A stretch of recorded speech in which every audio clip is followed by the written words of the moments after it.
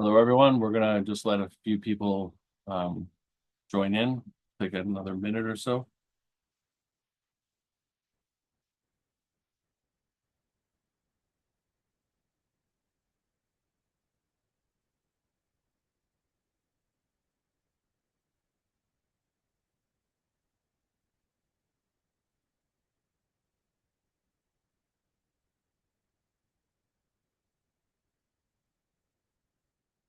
Okay, good afternoon, everyone.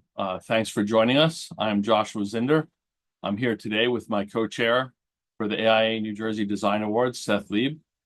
Whether you're aiming for local section awards, state design awards, tri-state, or AIA National Awards, the lesson is the same. A great project isn't enough. You need a clear narrative and a real understanding of what juries are looking for.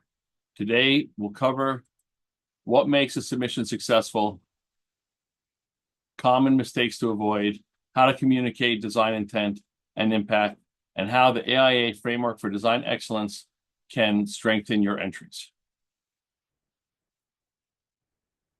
Today, we are joined by three esteemed architects: Jeff Goldstein, FAIA, founding principal of DIGSAU, a Philadelphia-based architecture firm celebrated for its culturally resonant and resourceful design approach. Under Jeff's leadership, DIGSAU has built an extraordinary reputation for creating work that is bold, meaningful, deeply connected to its context. The firm's impact has been recognized with honors including AIA Philadelphia Emerging Architecture Prize designation as one of North America's emerging voices by Architectural League of New York, and the AIA Pennsylvania Firm Award, marking a decade of distinguished practice. Their work has received design honor awards from AIA Philadelphia, AIA Pennsylvania, AIA Tri-States, and AIA National. Their work has appeared in Architectural Record, Architects Newspaper, Dwell, CNN, the New York Times, and more.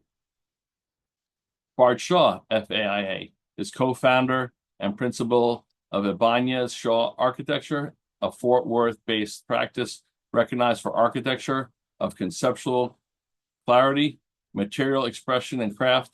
His work has received more than 50 design awards, including National AIA Small Project Awards, the American Architecture Award, IIDA Design Awards, regional and local AIA Awards, and recognition from American for the Arts. He was elevated to the AIA College of Fellows of the American Institute of Architects for Design in 2019. Bart is a lecturer, adjunct professor, frequent design juror. He served as the chair for the 2026 AIA Small Project Awards and has served on numerous regional chapter design award juries, including the 2024 AIA New Jersey Design Awards. He is currently serving on the executive board of the AIA Small Firm Exchange and as a member of the Texas Society of Architects O'Neill Ford Medal Committee. Lisa Ferretto, AIA, is a senior director of climate action and design excellence at the AIA National, supporting architects across the nation to improve the built environment for climate action and justice. She has more than 25 years of experience in architecture and sustainability, and before joining AIA in 2022, was a sustainability director and architect at a large firm. There, she consulted on projects across market sectors, promoting the integration of sustainability throughout the design process, and grew the firm's portfolio from one lead building to 9 million square feet of certified space. She has served on Baltimore City's Sustainability Commission and Maryland's Green Building Council. Lisa was recognized as one of the top 10 women leading the fight against climate change by WOW, Women of the World, and in the Say It Loud exhibition by AIA Baltimore and NOMA, recognizing contributions of women designers in Maryland. So I will drop the due dates for all of the design awards in the chats for reference, or Christina will actually. Please put any questions you may have in the Q&A, and Seth will cover that with our panel at the end of the presentation portion. And let's start with a quick Mentimeter. So as soon as this comes up, if you scan the QR code, uh, you can you access that. Christina, will you put the link in the chat if they want to do it not on their phone? And first, just some general information. We're trying to get to know you and who you are. Um,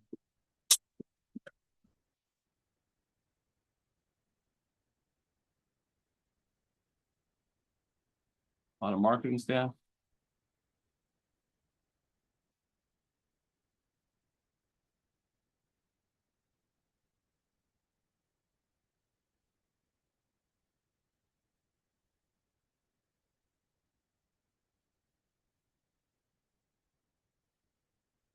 Okay, here they come in. Okay, so we have a really good mix of people here. Okay, let's go on to the next.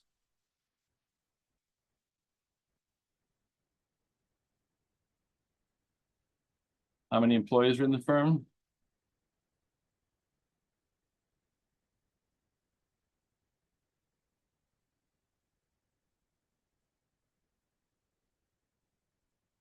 Okay, so it's mostly small and smallish firms. Okay.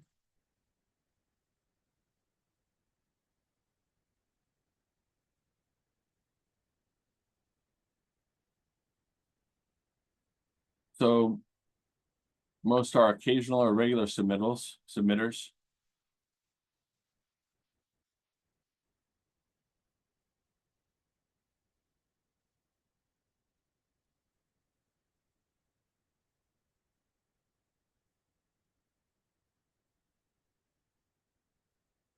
Okay, and then we want to know, have you submitted to design competitions?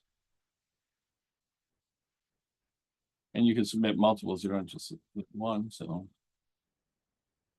mostly state and local, a couple national, and a fair amount have not submitted. That's interesting.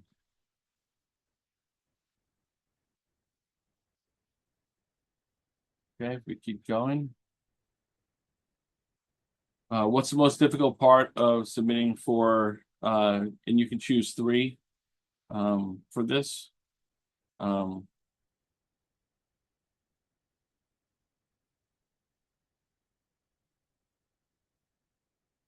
so it's a lot of people are looking for understanding what juries are looking for. And I think that with Jeff and Bart, that will really be information will be really very helpful today. Okay. Continuing on. Jeff, take it away. Thanks, Josh. Hi, everyone. Thanks for having me here today. I am here in Philadelphia, right across the Delaware from New Jersey. I grew up in New Jersey, in South Jersey, and still spend a lot of time there. My parents are still in my childhood home, and I visit as often as I can, both to see them and to enjoy the beach in the summer, especially. So, thanks for having me. Um, I am going to lead off, but you're going to hear a common theme across what I have to say and then what Bart has to say. And both of us are going to be referring to what Lisa is going to be providing a lot more information on. So a little bit of what I'm doing is teeing up. Um, you know, for us, it all starts with why. Like, why are we doing this? And I think in order to be successful, you have to really be committed and have a strong reason to spend the time and energy that we're going to share with you that we at least put in to positioning our projects for awards. We do this because it's part of our company ethos. We really believe architecture matters for people. Design excellence is a core value, and we find awards as a way to both kind of offer us demonstration that we're doing what we say we're doing. It's an opportunity to celebrate with our clients who tend to enjoy the recognition. And it's a great morale boost for the team of architects and collaborators, we try to make it a real opportunity to celebrate and recognize the hard work that we're all doing. Okay, so next slide. So we know why we're doing this. We do a lot of work, and not all of them get recognized with awards, and not all of them do we even spend the time to submit for awards. This is really the criteria that we look at when we're evaluating whether it's worth investing the time and energy that it takes to set up a project for an award. At its baseline, there has to be a really strong project. It has to be a really compelling response to a problem, whether it's a building or a site design or an interior. Um, it has to be really strong. It has to hold up at various scales, and I'll talk about that. We have to be responsive. Each award that we pursue has different criteria. Or is asking about different things. Even there are slight differences between Philadelphia and Pennsylvania, and potentially between Pennsylvania and tri-state. So we are constantly tuning to make sure that what we're submitting responds to the criteria and requirements of the award. And some projects lend themselves better for certain awards or categories, depending on what's required. An award submission relies on quality documentation, high level, high quality photography, and an investment in drawings and diagrams that is typically beyond what's required in the course of a natural design process. So we spend a lot of time, and I'll show examples of this, taking drawings and diagrams that may have been done as part of the design process and then tweaking them to be clear for the purpose of an award. And all of this, most importantly, is held together with a narrative. And that's the storytelling part of the award. It's not just a good project and good drawings of it, but we have to be able to describe the problem or the challenge, the opportunities, and the solution, and how it really achieves the goals of our client. So I have here, this is one example of a case study of an award submission. Every one of our award submissions is different. There's no recipe, there's no formula. We'll submit two, three, four, sometimes five a year. They all look different. The organization of the slides is different. The fonts are different. Everyone is designed in a very specific way, trying to support the project that it's communicating. And so this is one submission, and I'm going to share some of the techniques that we like to use.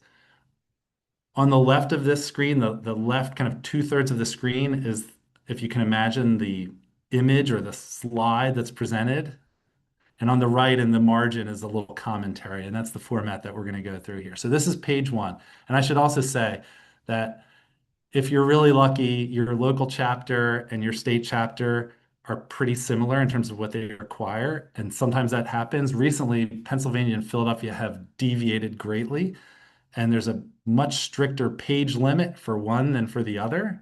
And we always design to if we're submitting twice or even three times, we design to the most strict requirement, and we rarely supplement. Sometimes we do, but rarely supplement. We find being concise and direct and clear is a strategy that's appreciated by jurors. And so if Philadelphia allows us to submit 10 pages and Pennsylvania allows 20, we'll design 10, and we may even submit only 10 to Pennsylvania.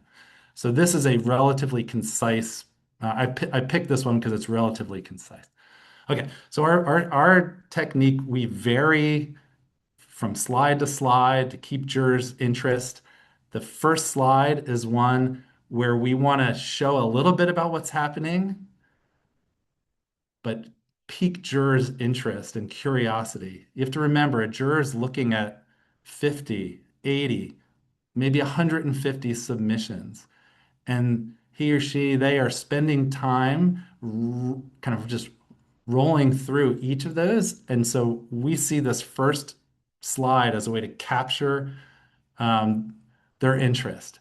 And so this image that we chose here, and you'll see we debated the last image and this first image. The reason we picked this image, full bleed, very little information, is we thought it showed the idea of this architectural project without giving it away and potentially would help draw someone in.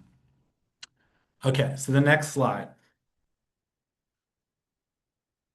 We often, not always, but we often consolidate the more word intensive requirements into one or a limited number of pages. And that's strategic, again, in order to keep the interest of a juror. Most jurors won't read this until their second or third time through. They might skim it to get a sense of what's going on. Often it's not even looked at. I can speak from experience being on juries. Often this is what's required almost at the end to validate and to substantiate things that jurors saw in the presentation or to answer questions that may have been unclear. So in this version, we put a lot of text responding and kind of giving an explanation of the issues that were that were tackled with this project. And we found that we could use the site plan to not only meet a requirement of the submission and to indicate the context of the project, but also as a way to begin to share what the solution is. So we love to get more mileage out of requirements. I'll talk about that as well. So the next slide. Now we're kind of into the body, and you can see we've organized this with respect to the framework for design excellence. Lisa will talk more about that.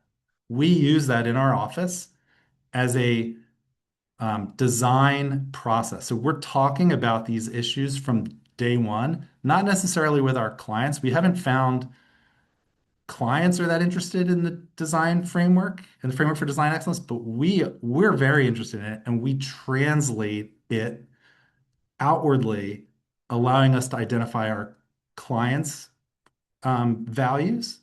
But internally, we use it in order to bring some consistency between projects and allows us to share ideas and compare ourselves outside of our office to our peers. Philadelphia was very early at adopting the framework for design excellence into its awards criteria. And so that we saw that coming and thought it was great and felt like most of our work would be very easy to align. So initially it took some retro kind of a retro history of the project to frame it within a design framework for design excellence. But now that's not needed because all of our projects are using the framework for design excellence. So it's really simplifying and clarifying what we did in response. So each of these slides that I'm going to lead you through is connecting to one of the elements of the framework. And remember, we're very limited in pages, so it's not a one-to-one. So we use the framework as our guide, and that's really the map that we used to navigate through the project. And we kind of prioritize those that are most important. Resources for this project was the most important thing. And you can see we even combine some imagery with some text. A slide like this knocked out a lot of the requirements. The AIA Philadelphia requires visuals of each publicly visible portion of the building. So we're able to kind of check that off, but also show a little bit of how the mystery of how this project is sitting in a tightly confined site. Okay, next slide. We start to combine, we're limited again, so we combine several of the framework issues. Here it was easy to combine energy, water, and ecosystems with a clear diagram. We used diagrams like this throughout the design process, but none of them would translate well to what the way a juror is receiving this.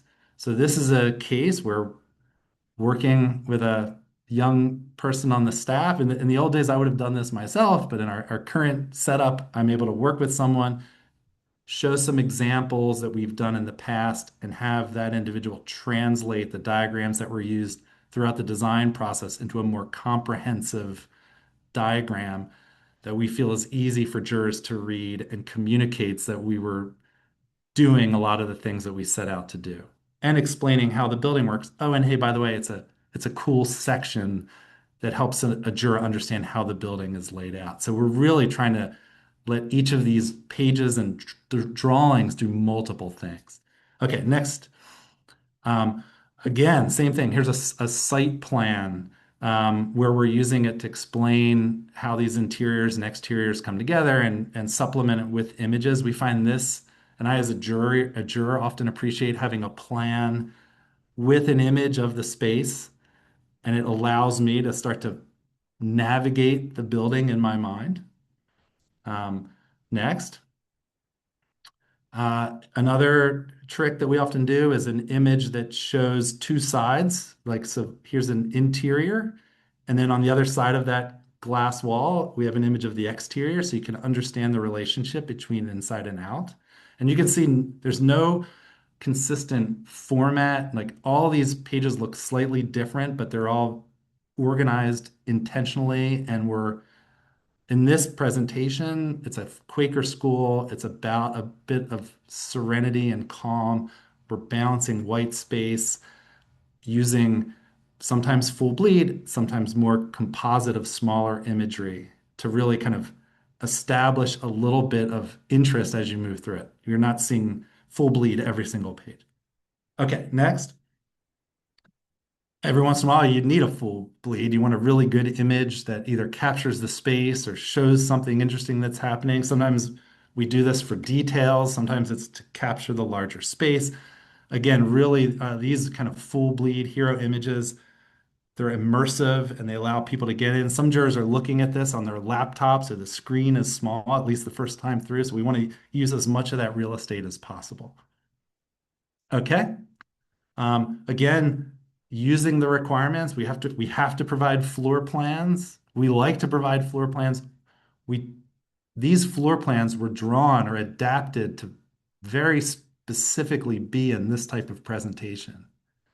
And we're always looking at Arc Record and Detail Magazine and any professionally published journal or book where drawings are communicated to to get better at this, to understand how what the line weights need to be and how much contrast we need and how to properly label and diagram. So we are, especially during awards season, the table is packed with examples of professionally published drawings and diagrams. Okay, next. Again, a full bleed here. We work really hard to incorporate people in all of our images. Um, we feel this is a really good way to not only show scale of spaces, but it also helps communicate who is benefiting from the project, who the user group is. So in this case, it's a high school. So these are high school students who they're not actors. They attend the school. They volunteered to help us on the day that we were doing the photo shoot. And the more it takes a lot of effort to, sometimes logistically, sometimes with image light, rights, and it takes an extra work to get people in images. We always do it. We'll hold off on photography for a year if we have to, if we think we can get people in it.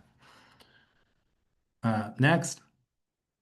We also we haven't done a lot of this in this presentation. Maybe some of you noticed a little bit of this, but captions are a great way to indicate or give a little bit of context in terms of what's in an image. And they're concise.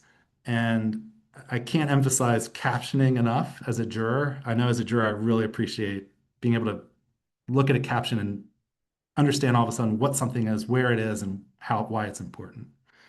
Okay, and then at the second to last page, we think it's really important to demonstrate that these are architecture projects and they require technical chops to do the types of detailing that we want to do. So we, again, modify all of our technical drawings. We figure out which ones are the most important that tell the story.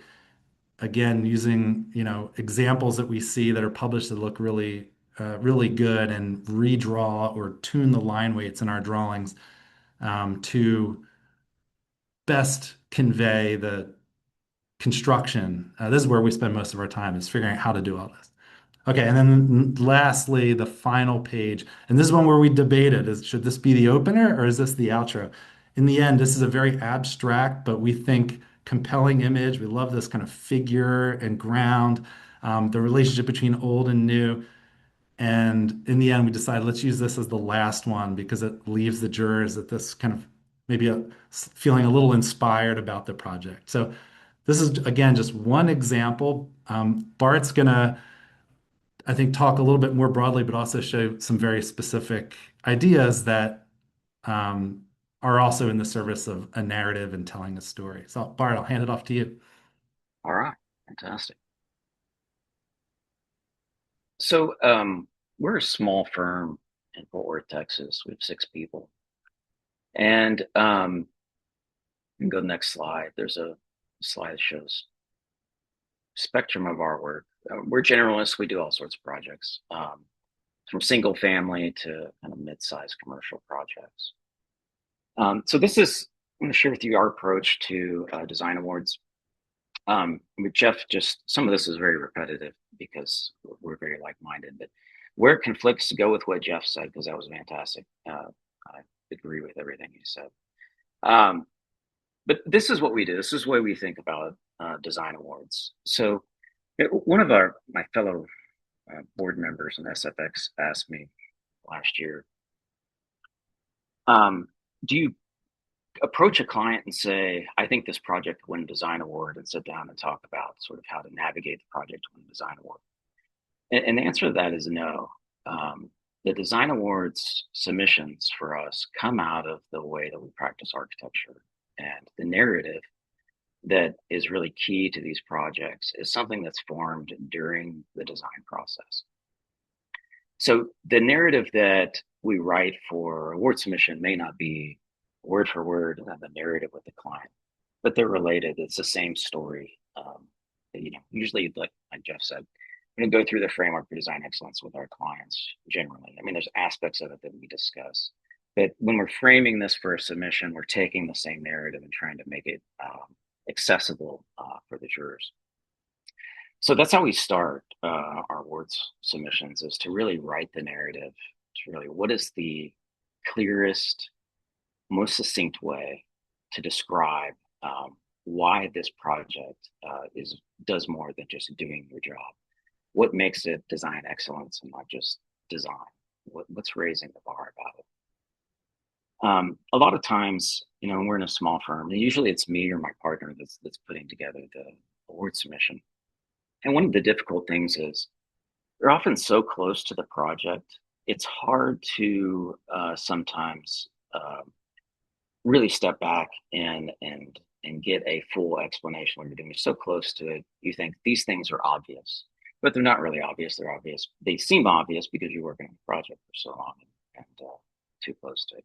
So it's always good, I think, if you are in a small firm, which according to Media, a lot of you are, to bounce the submissions and the narratives off of other people in your office and really make sure that you're getting a full description that really encompasses the full power of what's impactful about the design.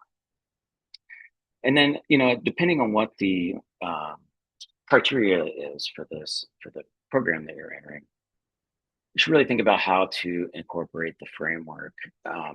For us, the narrative may be, come right out of one of the framework objects.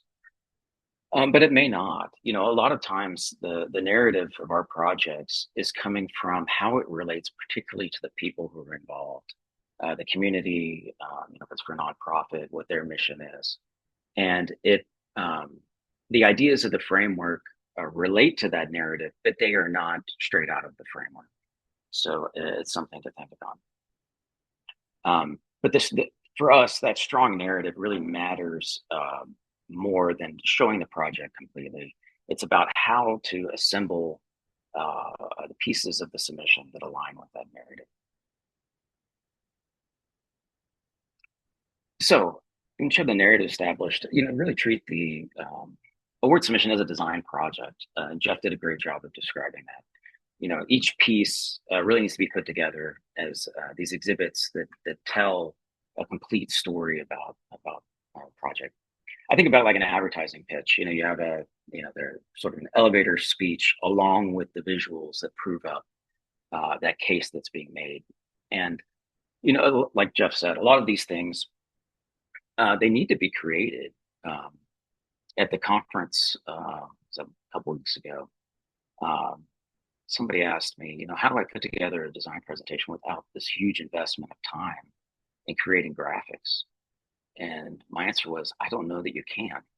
I think you really have to and Jeff did a great job of describing this. You have to take these pieces of your project, the construction drawings, design ideas, and put them in a form that's easily absorbable by the juror and really communicates with them. In professional photography, one of the things I've learned over time is we work with great photographers. One in particular is fantastic. Our photographer is interested in making the most beautiful image that he can, which is great. But when we're looking at that in the context of award submission, we need to tell the story. And so often what we've learned to do is actually draft out which photographs we know we need to tell the story before the photo shoot and make sure that those are included. Because even though it may not be to the photographer's eyes the most beautiful picture, we really need that to show how people interact with the project and to show those key aspects that are part of the narrative. So one thing not to forget too is you want to show the design thinking, right? The sketches, their relationship, alignment diagrams, context analysis, really important, and design evolution. The jurors are not just looking at the end product. They're looking at the big ideas that are being developed in the project and make sure that that isn't lost and those are communicated. So there's a couple examples I'm going to show in here, and I'm going to talk a little bit about it after this. Is just sequencing of images. But this is a project submission from Max Levy, who's an architect in Dallas.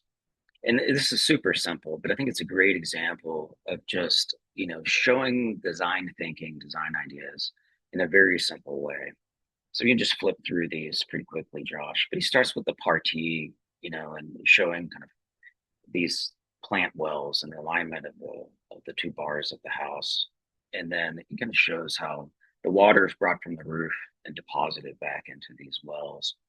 And that, there's this transparency that reads through this project and shows off, how the water is returning to the earth. And that's all apparent from the imagery from the sequencing without him having to write this. And I'm sure his narrative, says something similar, but a really beautiful exposition of design thinking without having to have the words.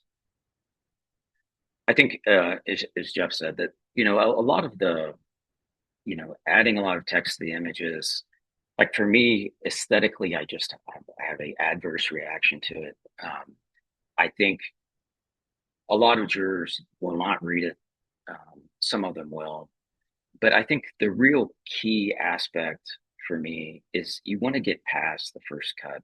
In this first series of images, what happens is if you're in a jury room, is they go through the first few slides and they'll make a note about the project to keep it or to pass on it. And once you get through the first round, they'll come back and it'll involve more study. And that's where the text probably helps, starts to pay off. But for me, I'm so enraptured by photography and the architecture. I try to really to limit that in our presentations.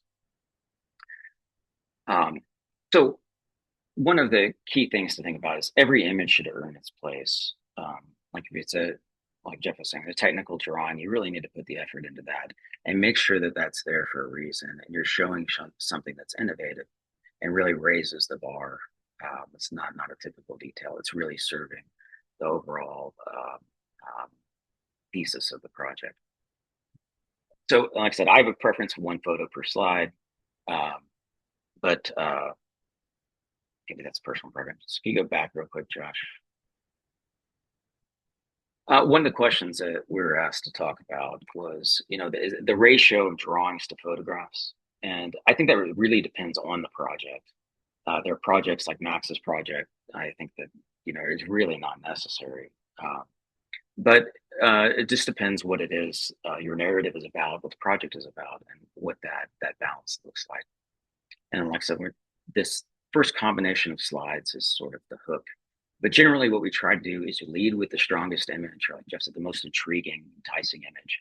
And then you end with one that's memorable too. And the reason for that is when you're in the jury room, a lot of times you'll go through a presentation, especially if it's under discussion. They'll hang out on the last slide. So your project will be sitting up on the screen or Zoom, and they're looking at that image. So I'd make sure that there's a lot of thought that's put into that last image as well.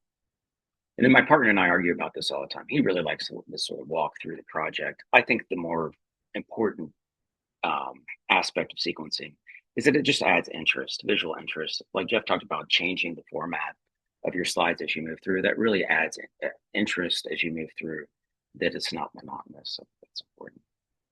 And then the other key thing is jury doesn't know what it's missing. So if we'll often get hung up on a part of our project that we know is difficult, that we're really intrigued with, but that's why it helps to have other people look at it. The jury really doesn't, if they're not going to miss that, if it's gone and they don't know it's there, it's not adding something to the project. I would tend to take it out, edit. Okay. So this is one of my early projects, and the narrative is really about a group of young people wanted to have a retail boutique, and all they had was this square logo. And you can just go through this quickly, Josh. But really, the design is about echoing sort of the square. They had access to cheap hangers. We did this hanger screen for them. It's a budget-driven project, but really trying to establish them as a brand. But the first three slides, one of the things that we do a lot of times is we'll push the plans, the technical drawings further down in the presentation. And the first few slides, again, it's just to sort of get that hook, that the juror's interested. It makes it through the first cut, and then when they come back, there's more content there, to go through and look at, which really trying to make it past the first cut. So some things to avoid: repetitive images. I'm super guilty of this. There'll be one aspect of the project you think is like just super cool, and there's beautiful photographs of it from 5 different directions. But as a juror, you're beating them over the head with it. It gets monotonous. Really got to edit that to get you want to show it off in a beautiful way, but just not overdo it. Dense text. Again, if you're going to use it and it's important to explain your project, I would really be just sensitive to filling the whole presentation with text, and that requires them to read it, because lots of times they won't. Make sure it stands on its own. Superlative statements. There's a lot of presentations been in jury rooms where the submission's telling us how great the project is, and how it's doing all these fantastic things for the community. I just be careful about that. From a juror side, those things feel like you're telling us as a jury what to think. I'd be much more, expository about it. Just, this is what it is. This is how it works, and let the jury decide. Construction drawings that aren't edited, you really need to, like Jeff was showing us, technical drawings.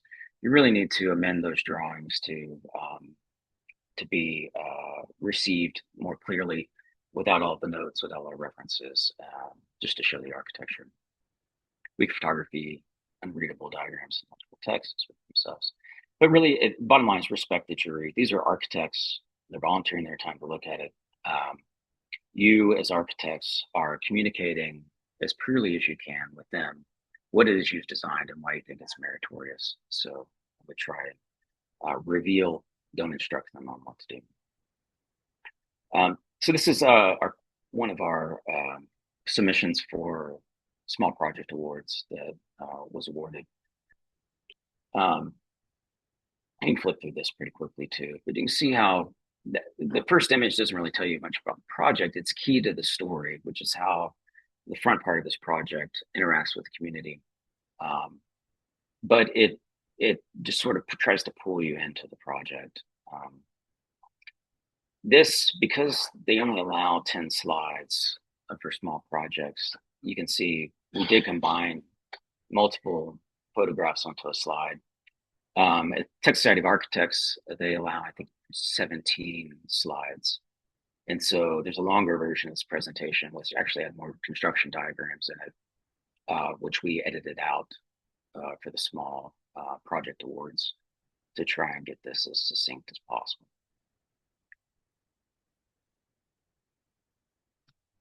So some lessons from the jury room, just to wrap up. Clarity beats complexity.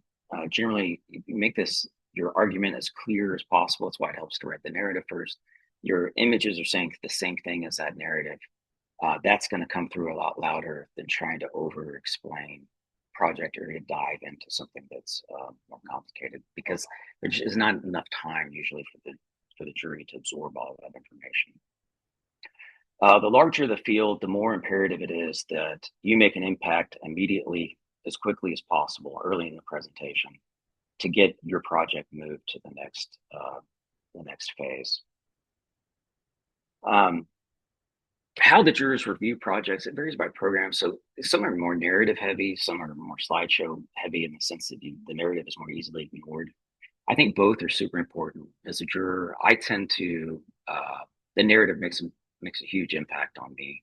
I think if you could tell that story, and then as you view the slideshow, it's reiterating all of those points again. I think that's going to put you, I think, in the best position that you can be in.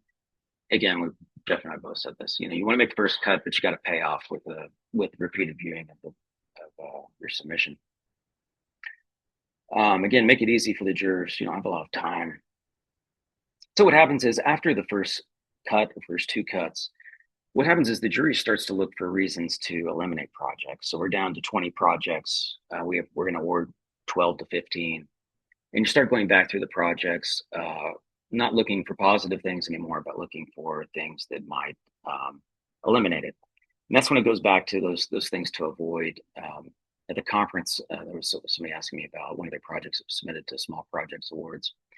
And the reason that their project was ultimately eliminated was not that it wasn't meritorious, it was very good.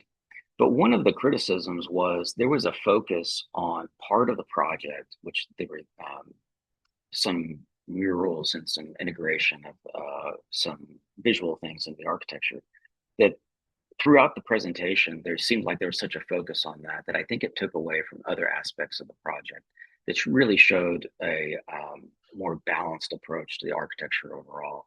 So I think you really need to be careful about some of those things. And again, edit and make sure your diagrams, your photographs are balanced, and to really capturing the full weight of the power of the project. And then, finally, that project submission I just showed you, we submitted it twice. It didn't win the first time. It got an award the second time. There's a whole variety of reasons why projects don't win awards. I think if you take the same jury and a different time of day, there might be different projects that rise to the top. And especially if you switch out one juror in the room, that would probably always make a difference in the slate of project that's won awards. So I decide that you think this project could be meritorious, and that there's something about it you really think is valuable, you should decide you're going to submit the project and submit it for the years that it's available, to have the best chance you can of success in that venue. So, and then just to end it with the, I think trying to fully explain the project is not as important as having the strongest conviction about it, presenting an idea with clarity. And I think with limited time, up in our small firm, I think that's what rises to the top, is how can we make this clear with the time that we have, to spend the time on the exhibits that we can to make this as clear as possible. And then that's the best we can do.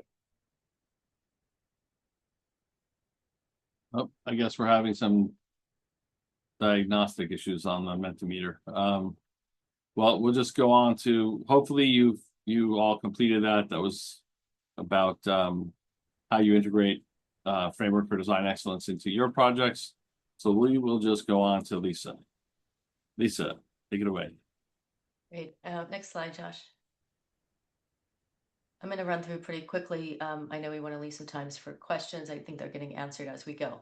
So I'm glad we got the results of the Mentimeter in the beginning, because we got a lot of people that are regular submitters and new ones, and a range of local to state to national. So I'm going to give a little bit of background on the AIA framework for design excellence. You can go to the next slide. So the framework for design excellence is built around 10 framework principles. These are the categories. I'm not going to read them. They're not unsimilar to categories you might see in the lead rating system, the Green Construction Code, right? We're talking about site and planet and well-being and people and energy and resources. So the framework is really supposed to be a toolkit for all architects, for clients, for all of our projects, regardless of size, location, typology, and whether you have a sustainability goal or not. When you go, I'm going to talk a little bit about the toolkit. When you go to the toolkit and you click on some of these, all of these start with a short description that says, good design reduces energy use. Good design supports health and well-being. Good design conserves, improves water quality. I think it was Jeff or Bart, one of the takeaways was, what are you doing beyond your project, right? We have to meet energy codes. We got to meet the, how are you actually responding to good design in your project and in our communities? Next slide. By incorporating the framework into your design process, we are actually helping the profession strive towards these outcomes that we want for the built environment. We want to live in a world, right, that's equitable, that's resilient, zero carbon, and healthy. Next slide. So the 10 framework principles actually came from COTE, the Committee on the Environment. Back in 1997, they had something called the Earth Day Top 10 that dwarfed went into the top 10 measures in 2005, similar to the 10 measure framework principles we have today. And it was in 2019 when AIA National announced this big move. I was on the architecture side at that moment, and I was super excited about this news. At that conference that June, they passed this urgent and sustained climate action resolution. And then later on that fall, that's when the framework for design excellence was officially named and adopted by AIA National, and the 10 COTE measures became the 10 framework principles. Next slide. So when you go to our website, and Christina will share all these slides at the end, there's just lots of information. There's a 2-minute overview video on YouTube you can watch. What is the framework for design excellence? There's an AIAU course, get a CEU credit for it. There's an infographic you can download that has that short description and some of the questions. Next slide. When you go to our website for each of the framework principles, this is how it's kind of set up. You'll get that brief description. You'll see this on the right. Framing questions, if you can do one or a few things. This is the high level stuff. If you want to do a little bit of a deeper dive, the rest of the information is organized into focused topic areas. So if you're interested in nature-based solutions, you can click on the little accordion. It will open up some best practices and some resource links. Next slide. And then the last part of the toolkit is the case studies. This, we used to have 4 COTE Top 10 as our case studies, and in the last year and a half, I worked with a framework task group where we went through and we wanted to keep one COTE Top 10 winner, but we also wanted to have project examples from all of the other AIA National Award winners. So this example, you can see one small project, one healthcare, one housing, and one COTE. Next slide. You can go to the next one, Josh. This, I don't expect you to read everything on the slide. This is just here to show you that in this exercise, you can see small projects is in the lilac, housing is in the green. You can see we really wanted to integrate all different project types, different project sizes into all the framework principle case studies. Next slide. I mentioned removing some of the COTE Top 10 case studies, and I'm going to actually give you a few right now. But if you haven't heard of the Top 10 award, it's really the industry's best known program for sustainable design, exemplary performance with design integrated together. Next slide. let's see. So on the right-hand side, if you went to our conference this year, the 2026 award winners were just announced. I'm going to walk you through. You can get to all of the submission PDFs of the COAT Top 10 award winners, which I think is really inspirational. Our AIA Award Gallery has only been up for a few years, so I'm also tracking. Sorry, I think that was my incoming call. Sorry about that. We're tracking additional COAT information from historical information from the last few years, and there's an article about the legacy of COAT in the top 10. Next slide. So when you're on our website, you'll see all 10 of the project examples. You can click on one. It will take you to the award gallery where you'll see all the important project information. You have to scroll all the way to the bottom. You'll see a button that says Submission Portfolio, and it will then open up the PDF. Next slide. These next couple ones I'm going to run through again pretty quickly. I just want to stay on integration for a minute because Jeff and Bart both talked about treating a submission as a design process. And one of the most important things about the Framework for Design Excellence and incorporating sustainability into your project is about an integrated design process. What are you doing throughout the project? How do different things react together? So Jeff's example was he's using one slide, he's showing a section, he's got the plan, and he's like doing 5 things with that one slide. Similarly, in your design process, can you use your roof for 5 things? You're going to collect energy, you're collecting rainwater, you're doing this, and it also does that. Then those things can't be VA'd out. It's an integrated design element in your project that is doing 5 things. That's what that integration framework principle is really about. How do all of the other principles interact with each other? Next slide. Equitable communities, next. Ecosystems, I want to stay on this one just for a minute. This one is in San Antonio, and this was probably one of the first COAT Top 10 projects that really wasn't an enclosed building. It really had, I don't know, it didn't maybe listed no occupants at all, but it went through and really excelled in this ecosystem. So not every project is going to be an exemplar in all 10 principles. The COAT Top 10, we really do want them to express exemplary performance in all 10 principles. But even COAT Top 10 winners are going to have a story. Confluence Park's story was about ecosystems and nature and people coming to the space and the community. They didn't do very good in the energy category because they didn't actually have any systems to have energy systems for. And that's okay. It was still a COAT Top 10 award winner and a really good one. Next slide.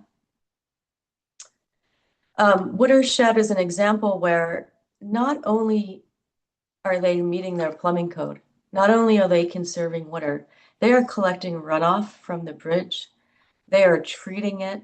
They're cleaning it to go into Lake Union. They're probably saving salmon in the process. I'm not sure. They're doing lots of things. This is the thing about going beyond. So you have sustainable strategies. You can have some COAT Top 10. And then what we're talking regenerative design. How can you go beyond your building and actually give back to the community? So a lot of the COAT Top 10 examples, this one is a regenerative example of water. The park example was a regenerative example of ecosystems. Next slide. Energy. Energy is not about only expensive facade systems and the PV panels. The most important thing in the design for energy principle is energy conservation. How can you use integrated principles to actually reduce energy use? Next slide. Economy, we can go through the rest of these. Well-being is something everyone can connect to, from schools to senior living to healthcare to home. This is one principle that I think every architect will be able to craft some story around. Next slide. Resources, I know we're running out of time, so I want to get to the end of this section. Change and discovery. Next slide. The next 2 slides, I think, Jeff, I think you had some of these as well, whether they're sections, they're axons, they're plans. It's some way to talk about your project in a way that you're talking about that integrated performance of sustainability strategies. The one thing that I noticed with top 10 projects, doesn't just say PV panels. It says PV panels that generate this much amount of the energy. It doesn't say low emitting materials. It says low emitting materials where 67% have EPD reporting. So it's actually connecting what was your intention to what was actually built with the statistics to back that up. Next slide. This one, it doesn't matter that this was a big project, an education building, whoever the client was. The reason I just wanted to pull this one out as an example, this is one of the award winners from this year, is because their story, it was a health sciences education building, their story was a culture of care. And they had 3 main points: fostering the future, extending impact, sustaining care, whatever the 3 points are. Underneath that is how they organized their connection to the framework principles. So next slide. As you can see, this was fostering the future. Then they had 3 separate slides. And Bart might think this is too much information on a slide. And Jeff's like, well, maybe have one of those because you also have a bleed. And again, it's up to you. You're telling the story. But in this example, they have some images of the space. They have a plan. They have the initial sketch of what it was supposed to be. And it tells the story. It connects it to the framework. And it connects it to the story of the project. Next slide. This is my last slide. This is just a quick announcement. Check out the 2026 award winners, get some inspiration. There's links there to the top 10 winners. 2027 National Awards open August 28th. If you have any questions, there's some emails there. Great, thank you. Thank you all. So here are the award submission dates for the states, for New Jersey, Pennsylvania, and New York State. And those will also be in the chat. Tri-States is September 11th, and National opens up on August 28th and closes on November 3rd. And so now we're going to jump in and try to get a couple of questions before we wrap up. Seth. So there were a couple questions posed in the chat already, and I see that Jeff already jumped in and answered some of them. But I'm going to repeat some, but I'm going to start off with another question that came up in terms of in Jeff, you had a lot of images of people in them. Did you have to do special waivers for all the people? And I know you mentioned that you like to put people in them to activate the pictures, but was that a problem? It's case by case, especially with children and minors. Most private schools, the example I showed was a private school. Every year they get all students, they get their parents to sign a waiver giving permission to be involved in photography and marketing assets for the school. Some choose not to sign that, and the school helped us identify which students we wouldn't be able to include in photographs. Like that lunchtime photograph, we made sure that those students turned their back to us. In public schools, we'll give forms. We'll work with either the principal or whoever our contact at the school is to identify kids who they think would be into this and want to do it, and we make sure that they get their parents to sign forms allowing them to participate. They might get excused from class and get to spend some, half hour with us, and they usually like that. And so we kind of do what it takes to get people involved, and the rules differ from place to place. Okay, thank you. I'm going to try and read this. This one's a little long-winded. Given that small and solo firms represent roughly 75% of all AIA firm memberships, the current awards process feels structurally stacked against us. Meeting the deep narrative and data requirements of the Framework for Design Excellence requires dozens of hours of preparation, which sole practitioners must do entirely on weekends, evenings, without the day-to-day time, staff, or marketing resources of larger firms. What is the AIA doing to streamline the submission criteria or change the judging process so that excellent design from solo practices is evaluated equitably rather than being excluded by lack of institutional resources? Lisa, maybe? Yeah, that was one for me. We do at AIA, we do have it is true, 70, I don't know if it's 70, a large percentage of the firm membership is from small firms. And when you look at it from members, the majority of members actually work for large firms. So we do have to balance that out in everything that we do. And there is we want the framework to be an accessible tool for every architect in their everyday practice. And lots of times, like I said, that means you don't have to document everything for every principle. I know a lot of the components, and I'm not sure if it's AIA New Jersey or New York, someone correct me. You pick three principles that you are doing well, and you talk about those.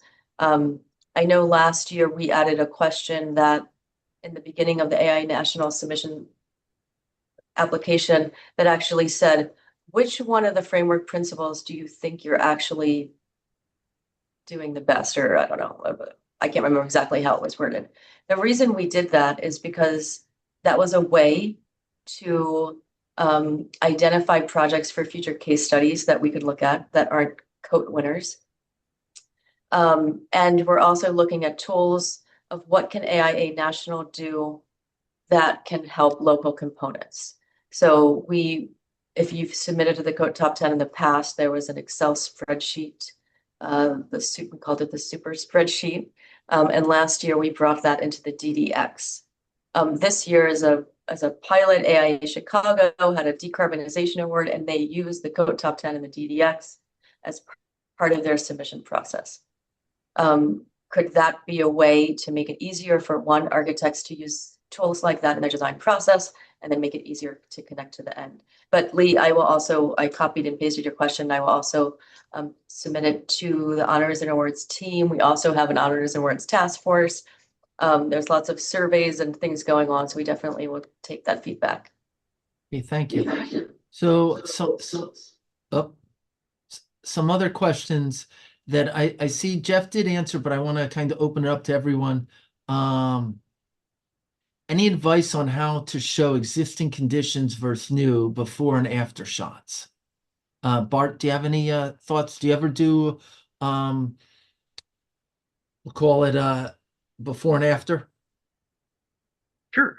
I mean, it depends on the project, but I think it's pretty key if you're doing a renovation project to show at least a plan and some photos. I did a Boys and Girls Club project that won a Small Firms Award, and that was key to that submission because the transformation was, the whole soul of the project, and the constraints involved and those kinds of projects that's the best way to communicate it. So definitely, you should definitely do that. On the last question, I'll offer just some practical advice. I think some of the sentiment I think is valid, to be honest with you. But as a practical notion, if you have a project you think is worthy of submission, don't let any of those things hold you back from submitting. I mean, Framework for Design Excellence is a platform for responsible architecture. And you have a design that you feel like has a strong case and a strong narrative, present that narrative, and parts of the framework will apply, right? And find those parts and explain them well. And if you don't have the data, then make the best case you can within the form, the national form, and submit the project. I wouldn't let those things hold you back. Okay, let me just look here.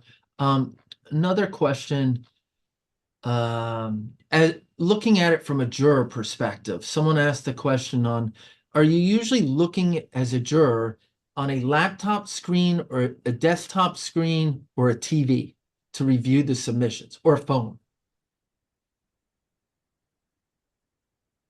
I shared my experience. I'd be curious to hear Bart's. Well, I think it depends on the program. So our local Tech Side of Architects is all done in a room physically.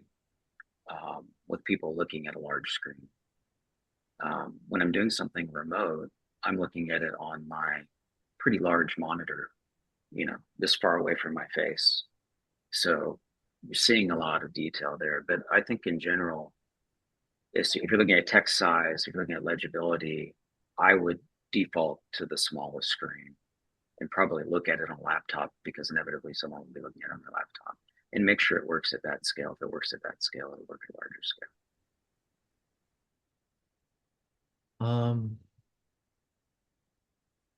So there's a question here. How do you tackle, and again, there was an answer, but maybe some additional comment. How do you tackle a submission where there are slides, but also a text form component, such as AIA National, that uses the Common App, which is your slides plus essentially a spreadsheet with text length requirements?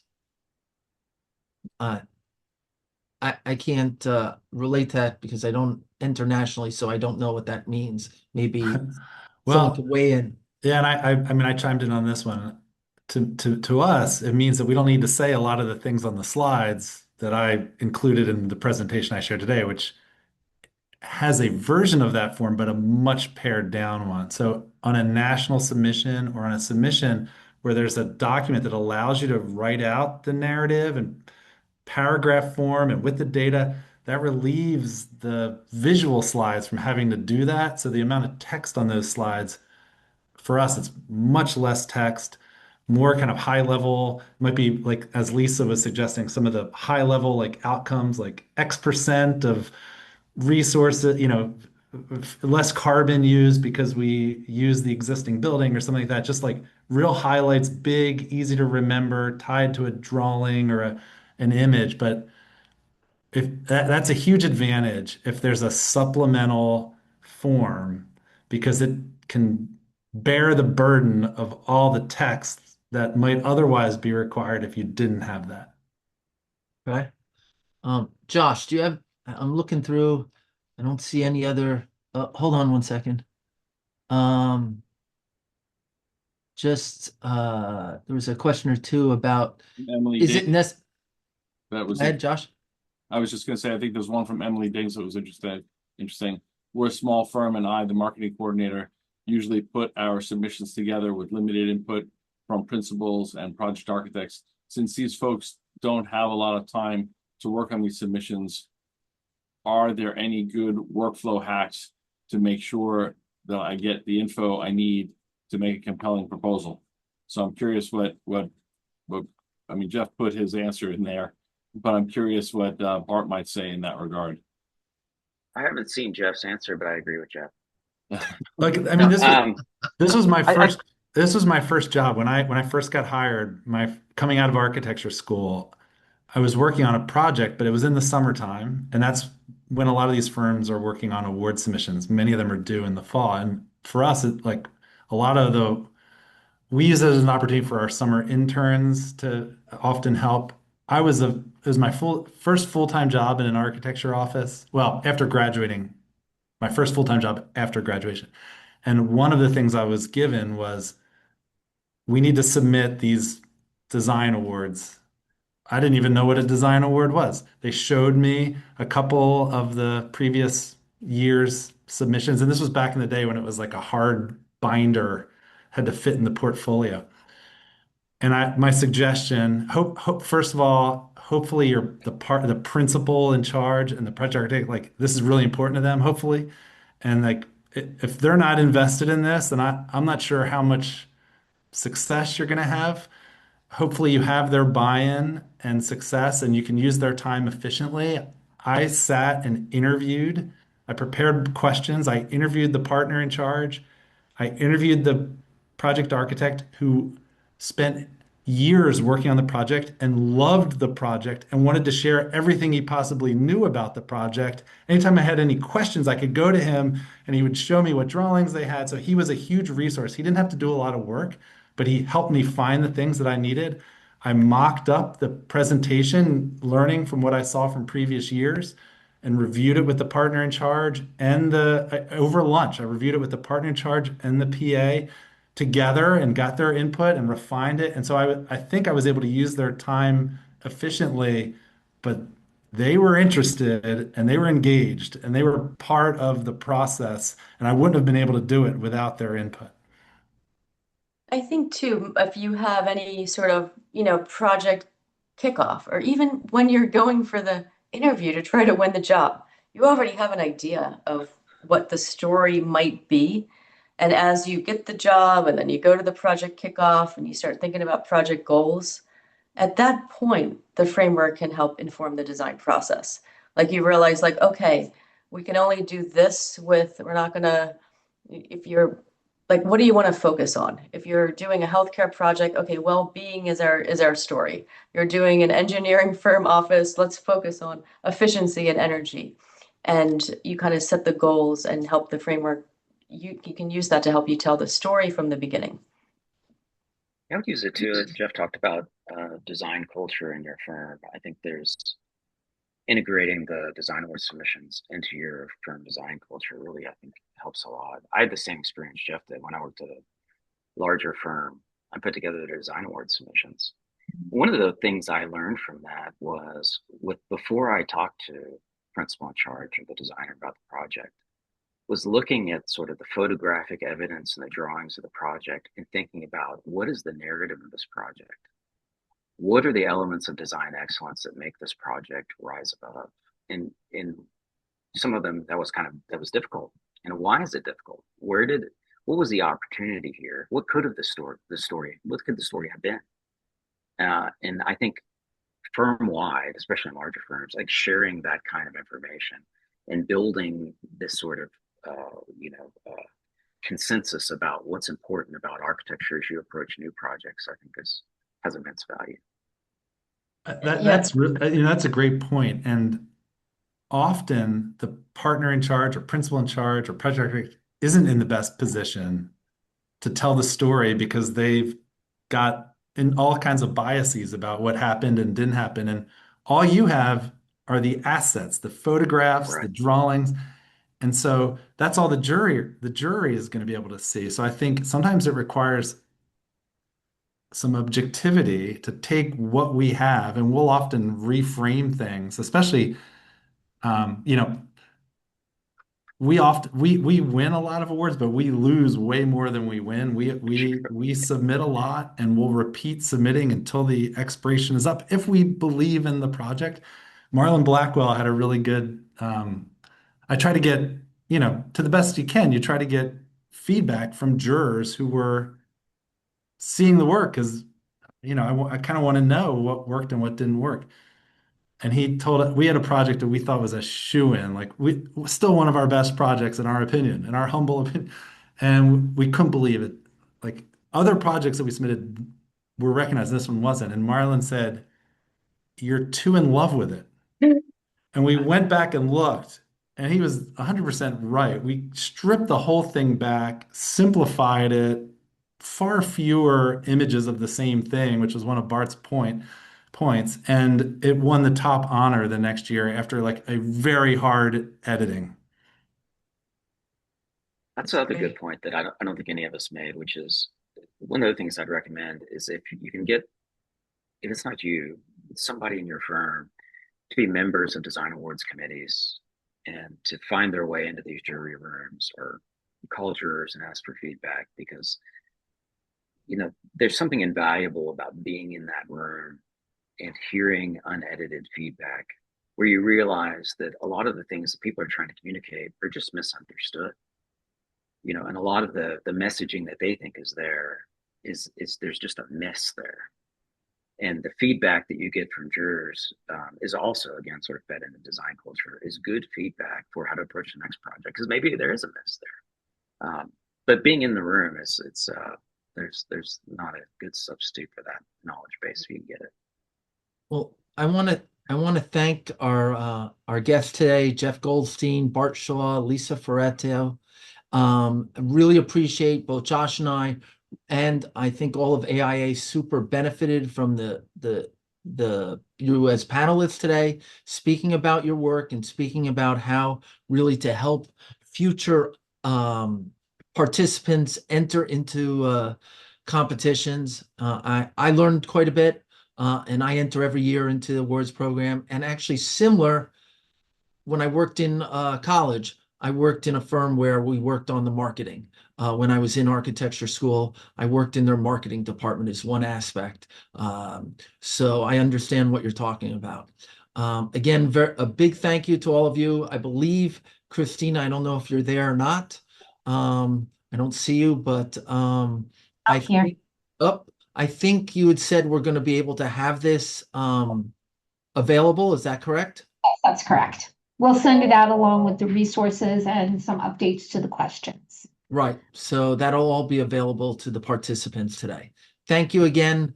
And we look forward when it comes to AIA New Jersey as co-chair with Josh is on the Design Awards, and also both of us being involved in Tri-States, to seeing many of you participate and win, hopefully.